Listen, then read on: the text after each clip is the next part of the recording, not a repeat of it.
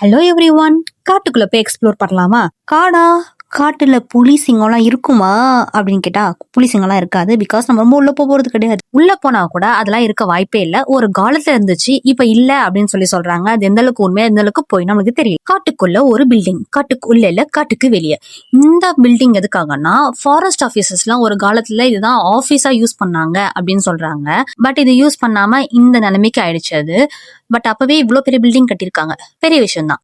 அப்படி இந்த பில்டிங்க்கு கொஞ்சம் தூரத்திலே நம்ம வெளியே வந்து பார்த்தோம்னா ஒரு கிணறு இருக்கு. அந்த கிணற பாத்துக்கோங்க, பக்கத்துலயே வச்சு கட்டியிருக்காங்க. இல்லதான் தண்ணி எடுக்கும் யூஸ் பண்ணிருக்காங்க அந்த காலத்துல. பட் என்ன ஒரு ஆச்சரியமான விஷயம்னா ஸ்டில் தண்ணி இருக்கு. இதுல இன்னுமே தண்ணி இருக்கு. பட் மனுஷங்க யாரும் யூஸ் பண்ண மாட்டாங்க.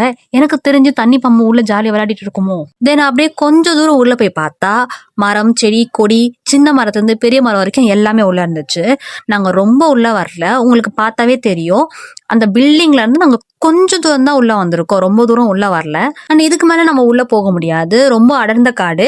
இதுக்கு மேல எடுத்து வைக்கிற ஒவ்வொரு ஸ்டெப்புமே நமக்கு டேஞ்சரஸ் தான். ஆல்ரெடி சொன்ன மாதிரி சிங்கம், புலி, கரடி இல்லைனாலும் காட்டு முயல், காட்டு பன்னி, மயில், மான்கள், காட்டு பூனை, இந்த மாதிரி ஒரு சில ஜீவன்கள்ல உள்ள வாழ்ந்துட்டு இருக்கு. அதுக்கு நம்ம பயப்படலாலும் உள்ள ராஜநாகம், மலைப்பாம்பு மாதிரி விஷமுள்ள பாம்புகளும் விஷமுள்ள பூச்சிகளும் இருக்கு. சோ நம்மளுக்கு சேஃப் கிடையாது.